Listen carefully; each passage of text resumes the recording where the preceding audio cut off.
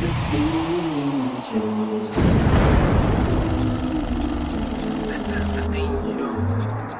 The Deen Show. Peace be with you. Welcome to the Deen Show. For those that were with us last week, Hamza met Ted, Ted met Hamza, the human connection. We were sharing, Ted asking some questions. It was going really great. So this is the part 2 to that. Don't go anywhere. We'll be right back. This is the Deen Show.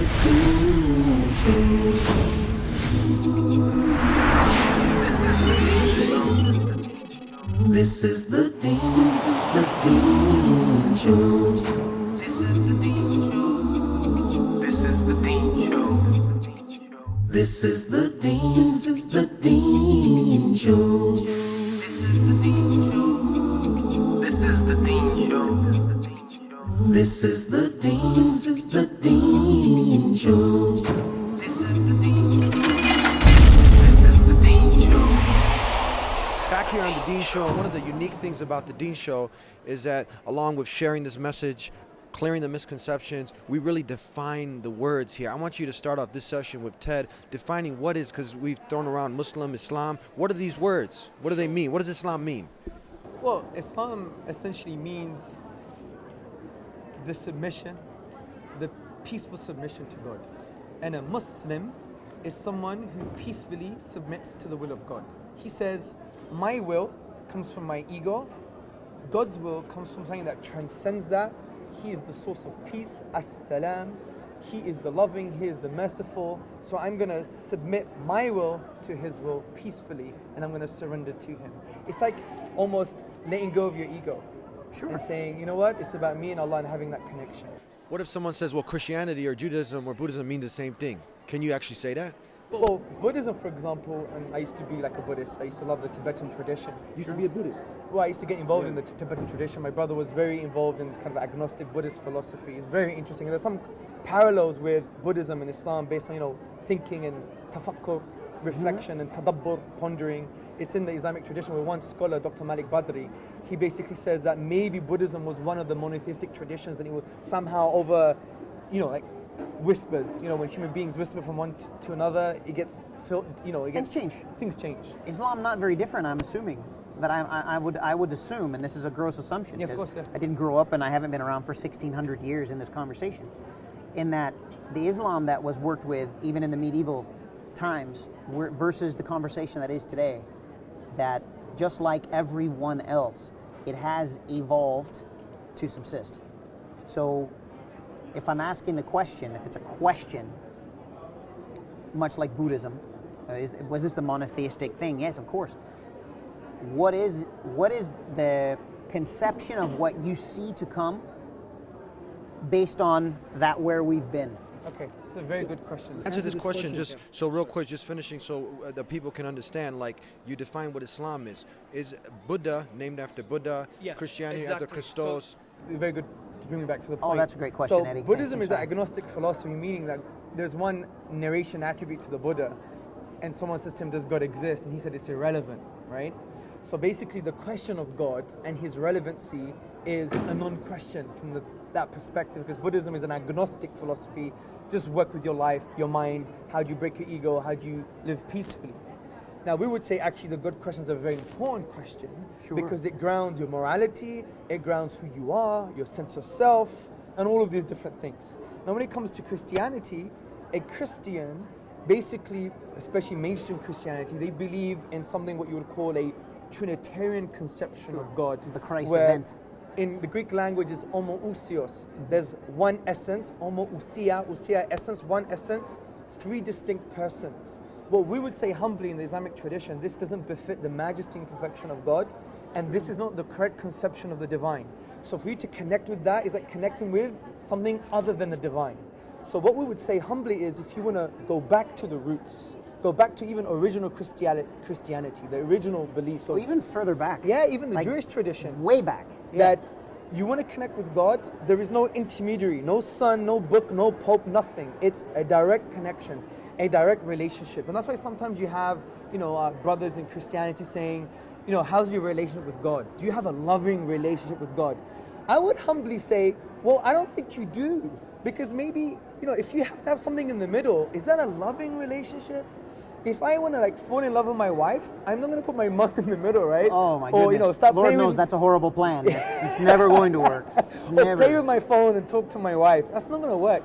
So I'm going to connect straight to my wife. Just like with God, you want to have a loving relationship with God, you connect straight to Him. So that's what Islam's about. We connect with Allah. Was your question now, how do we know Islam hasn't changed? Just like many of these... preservation, the Preservation. narrative. Well, I know there's here's some things that I've come to understand historically.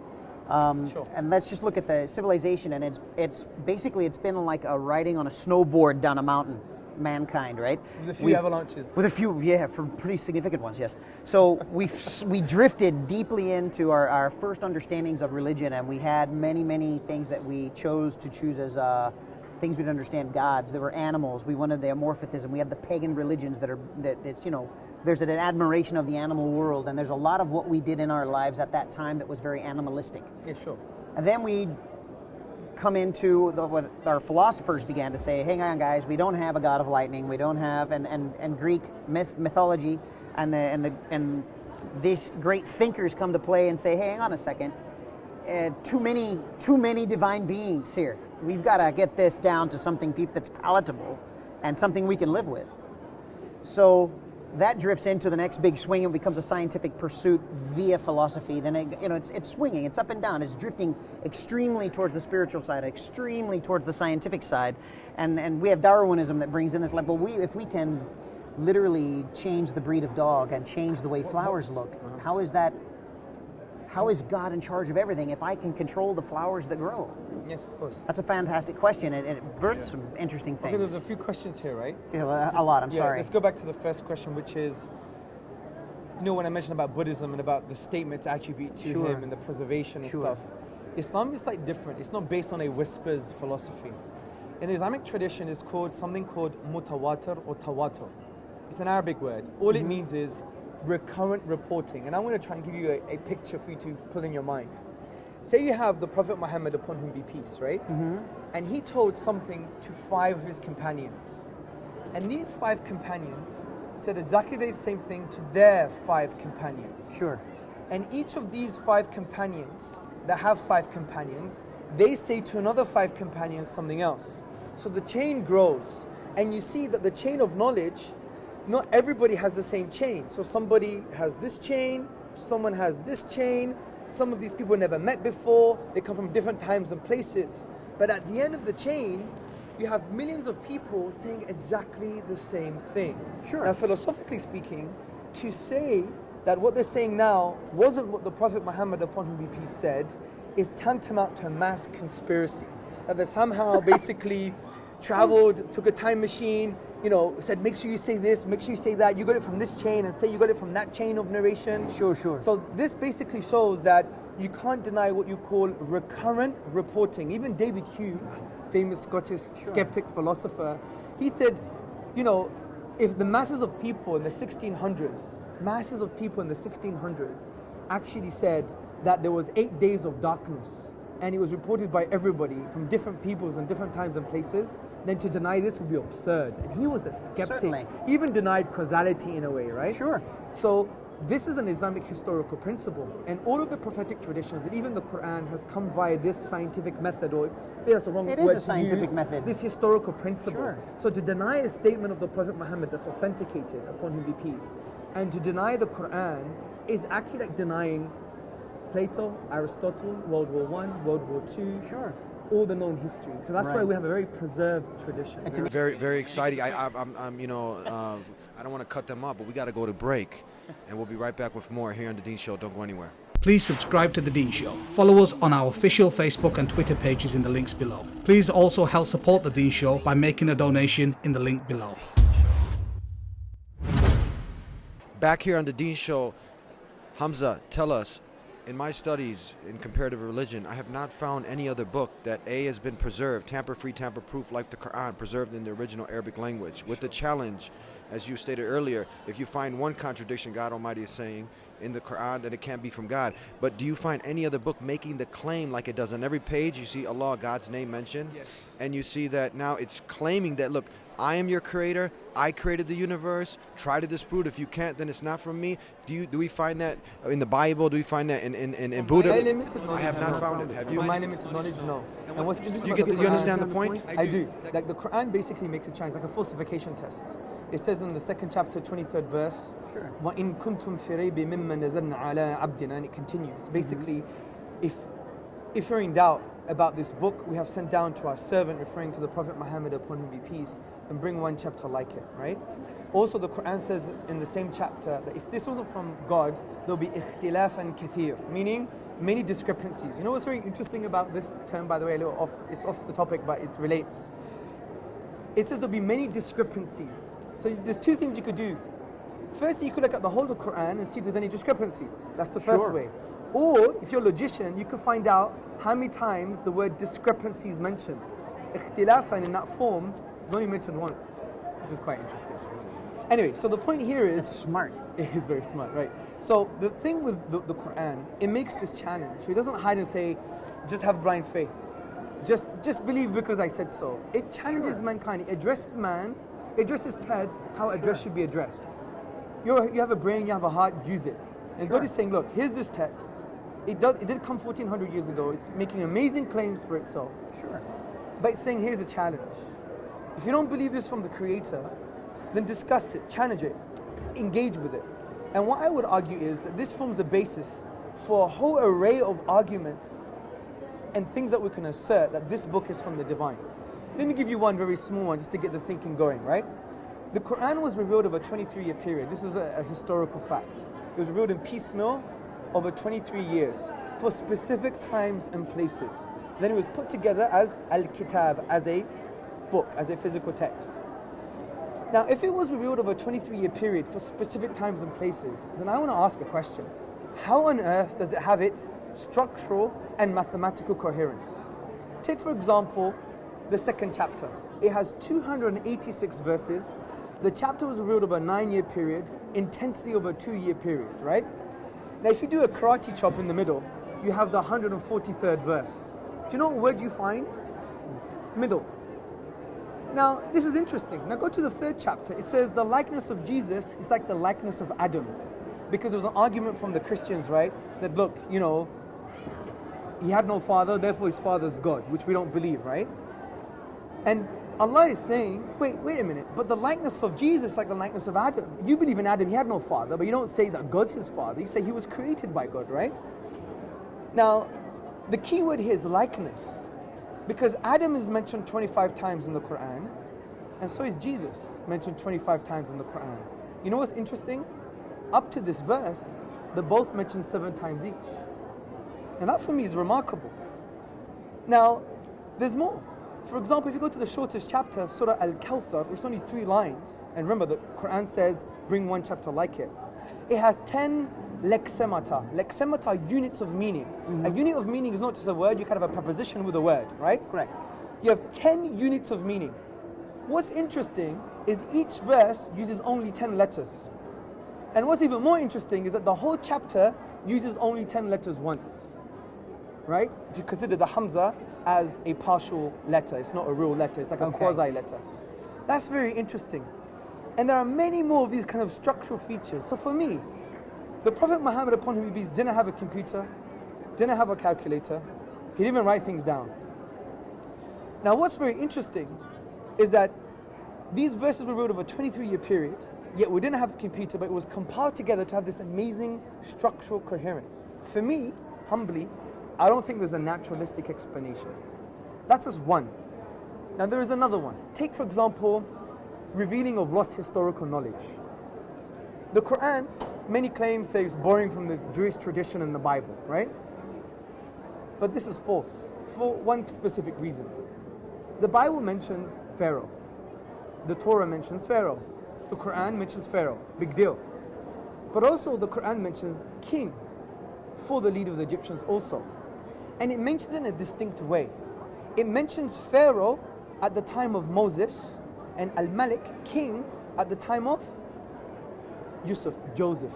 And it doesn't conflate them, doesn't use. There's no conflict There's in no the conflict. timeline. Yes, but in the biblical tradition and the Jewish tradition, there's this conflict, right? Oh, That- it's it- rampant from every it's single not, book. Yeah, it's not accurate from that perspective. Now, Almost this is- purposefully inaccurate. Now this is now this is a minute detail. If you were to take away this word, it wouldn't affect the message of the Quran. However, it remains distinct that it mentions Pharaoh for the time of Moses, king for the time of Joseph. Sure. But the question here is this. At that time, we had no access to the hieroglyphics, which was the pictorial language of the Egyptians. It was a dead language. We have no oral tradition, no historian, no culture that even knew that language at that period. It was dead. Now, We I have revived- a question regarding that particular Sure. part, and this is the part that I don't even pretend to. First of all, I've learned a great deal about the Quran in just this very short, No, of course, yeah, sure. elegant explanation. Thank you for that. And in that, I'll add that I have never doubted the fact that it's amazing. In and of itself, as a creation, as a book, it's a fantastic demonstration. And I also, correct me if I'm wrong, is it not taught through song? It's like a recital. Thank you. A recital and song. Now, I didn't grow up in England. I have a year and a half, nearly 2-year-old little girl. I have a song that I've heard.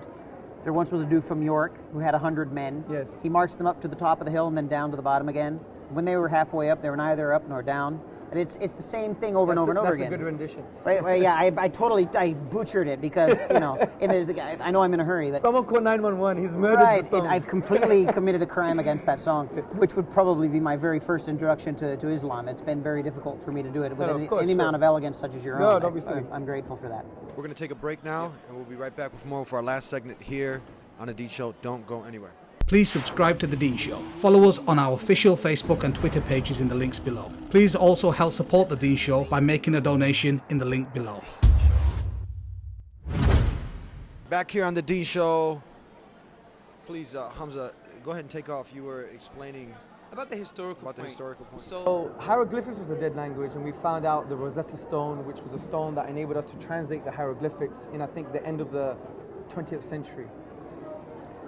And when we understood the hieroglyphics, we find out that actually the Bible and the Torah are wrong and the Quran is accurate, specifically because in the Old Middle Kingdom, which was the time of Joseph, they were using the kind of title as the king for the leader of the Egyptians.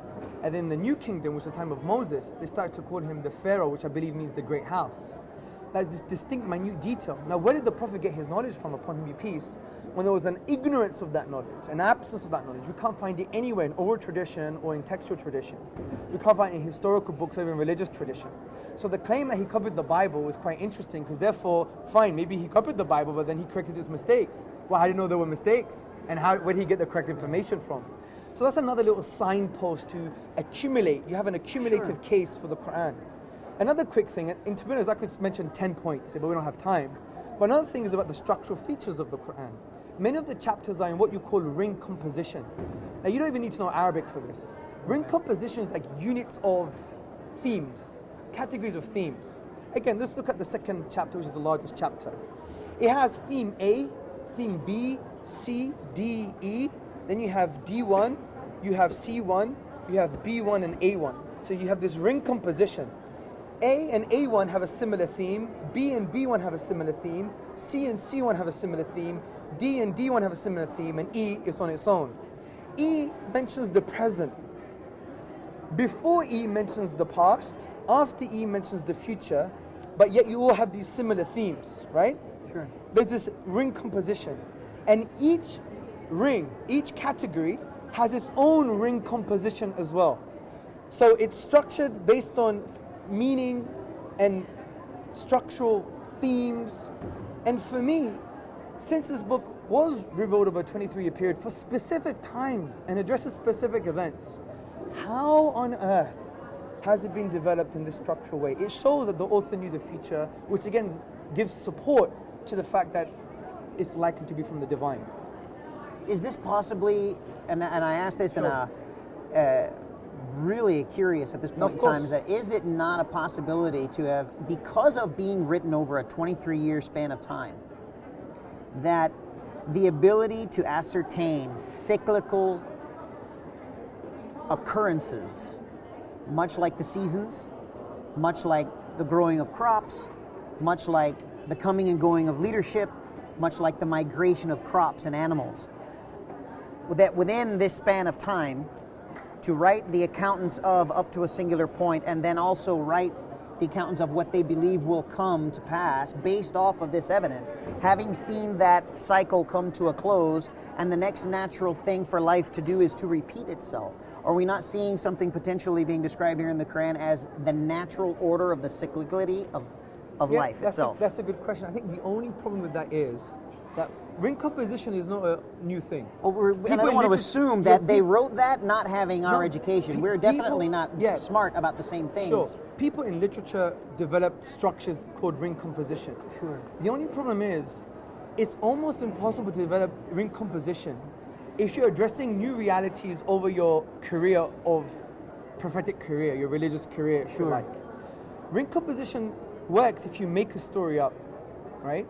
But this was events that happened, and there were verses that were addressing those specific events. Okay. Now, for it to have almost like a prearranged structure, it's as if you knew what events were going to happen, which was almost impossible. Well, and we look down upon that today with someone that could tell us that in the year 2022, we're going to have this happen. By the way, in the year, yet there is a prophetic notion to most of what's taught. But by the way, we're not talking about the future. It's not prophecies. It's talking about if this happens, then do this, right? Okay, I But understand. yet all of these verses were specific to context and time, many of them, Okay, right? now I get it. Yeah, Okay. so you have this ring composition. It was almost a manual to, in response to these conditions in life, this is the best path to take. And yet it has this amazing structure over those ruled over 23 Okay. period. The other thing I want to mention is relevancy.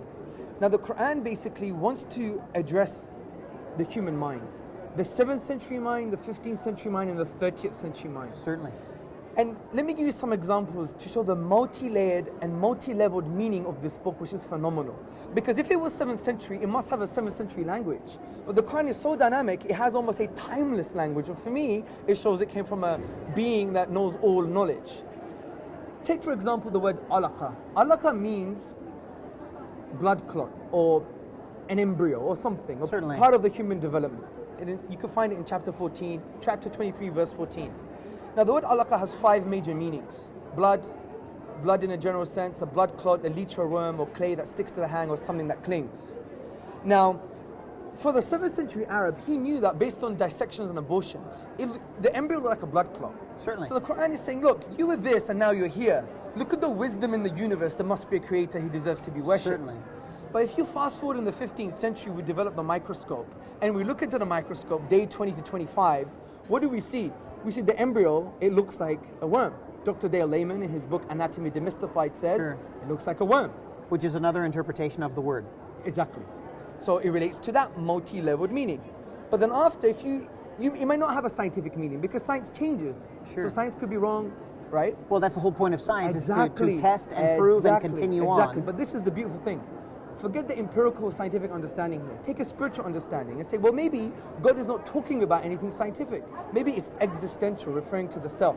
Being was here before our thought about being was here. He's saying that we were leech. He's saying that you're like a parasite. You had a parasitic relationship with your mother. If you study embryology, you see that the baby drains the resources of its mother. Certainly. And the leech, if it were to be sucking my hand now, it drains my resources. It takes everything it needs from my blood. And from the get-go, both the leech and the embryo act in this parasitical way. Drains from the resources of its host, mother, Right. Yep. my hand in this case. Now, what's very interesting, Professor Lord Winston from Imperial College University said exactly the same thing. He said, embryo and leech act in the same way. So it's as if the Quran is saying, hey you, Mr. Arrogant, Mr. Businessman, Mr. Think You Know It All, Mr. Self-Sufficient, you were dependent on your own mother. And ultimately your mother and everything in creation is dependent on God. So willfully and willingly lower the wing of humility and mercy to your mother, because Certainly. she peacefully and willingly and compassionately drained her resources for you. You are a leech. So there may be a spiritual perspective. Now the reason I'm giving these examples is because isn't it amazing and fascinating, although you have a limited scope of meaning for certain words in the Quran, that it addresses a 7th century mindset, a 15th century mindset, and a 21st century mindset. For me, that's a dynamic text, and that's very important. Let me just give you one final example. One final example. The Quran says that the sun and the moon have their own orbits, right? They swim. The word is yasbahuna. Now you could look into the universe as with your naked eye as a 7th century Arab with sandals and say, wow, they're swimming in the cosmos. But that can also relate to celestial mechanics. They have on its own orbit. But you may be thinking, the sun has its own orbit? Yes, the 7th century Arab believed that the sun was going around the earth, which is wrong. But it addresses their mentality. Well, so that was a hiccup in time. well, it's not even that. It's to address their mentality to make them realize there's power and wisdom in the universe. But you know what's very interesting? The sun does have its own orbit, according to modern physics. Oh, modern physics has broken it out. Yeah. It orbits the Milky Way, and it takes 226 million years to orbit. And if you look at amazing diagrams of the universe, the sun is doing this orbit, and there's things, and the planets are going around it. It's phenomenal. So do you understand one word addresses a 7th century mindset, 15th and 13th, and any century mindset? So for me, it seems to me, when you add all these accumulative things together, plus the life of the Prophet Muhammad upon him peace, which is another question and maybe another show, then it should make you think and say, what's the best explanation for this? We're almost out of time. We got 1 minute left.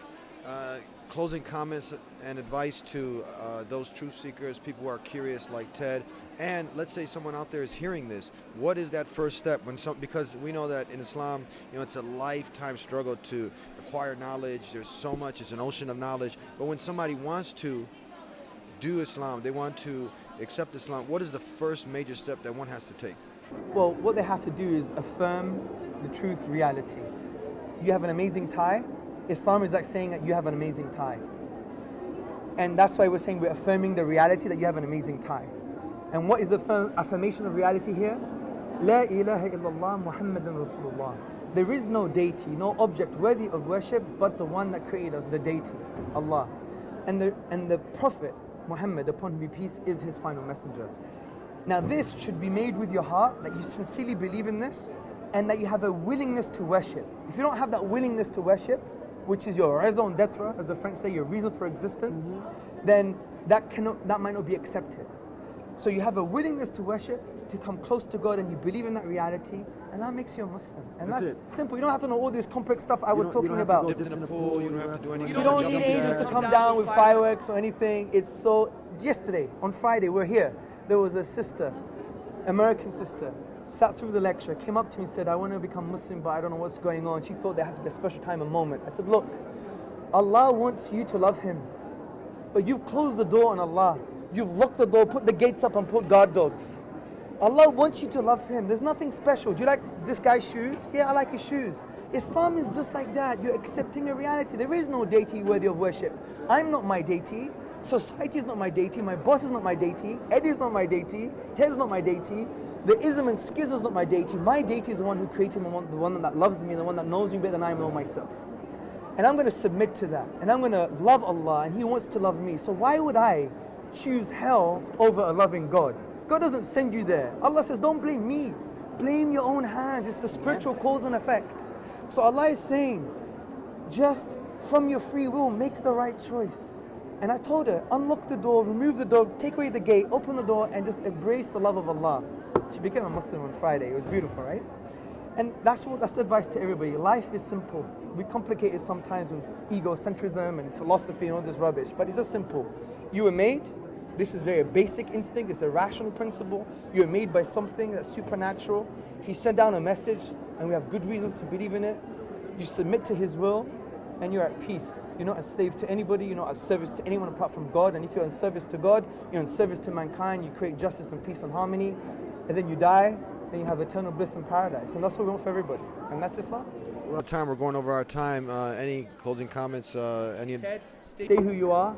I think you've taught us a lot, because it shows to everybody, the Muslims, that we could come together and have these discussions, like we're in a coffee shop, chilling out, discussing about man life and the universe. And I'm going to connect with you after this anyway, because we had a long conversation before we had this show, and you're a great guy. Keep up the fitness and the nutrition and all the stuff that you do. Keep up the reading, and let's engage further. And that's what we have to do. We have to show people, we have to transcend the Fox News narrative. Now, they want to divide us. People want to divide us.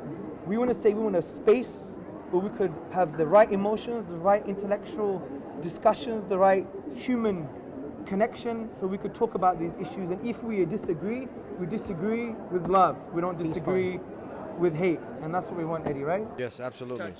Thank you. Thank you My daughter very loves much. to do that. Thank you, everybody, for tuning in, and we'll see you next time here on The Dean Show. Hope you enjoyed. Peace. Please subscribe to The Dean Show. Follow us on our official Facebook and Twitter pages in the links below. Please also help support The Dean Show by making a donation in the link below.